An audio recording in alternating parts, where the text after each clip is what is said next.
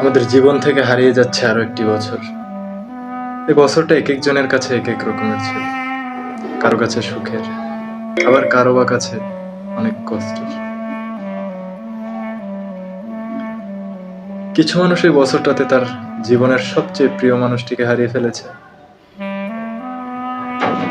আবার কিছু মানুষ তার জীবনের সবচেয়ে প্রিয় মানুষটিকে ফিরে পেয়েছে, আপন করে পেয়েছে।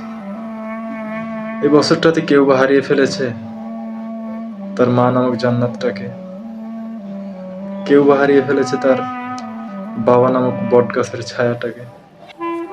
কিছু মানুষের কাছে এই বছরটা তার জীবনের কলঙ্কিত অধ্যায় হিসেবে থাকবে, আবার কারো কাছে থাকবে চিরস্মরণীয় হয়ে। এই ফেলে আসা সময়টার কথা মনে করে কিছু মানুষ নিজের অজান্তেই চোখের পানি ফেলবে, আবার এই ফেলে আসা সময়টার মধুর স্মৃতিগুলো মনে করে কেউ বা নিজের অজান্তেই হেসে উঠবে।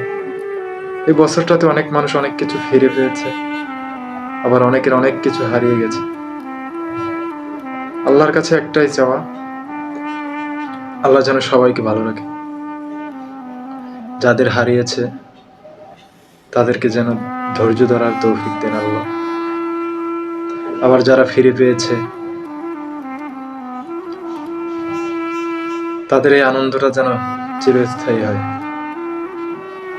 এবং নতুন যে বছরটা আসতে চলছে, বছরটা যেন সবার কাছে সুখের, স্বপ্ন পূরণের বছর হিসেবে ধরা দেয়।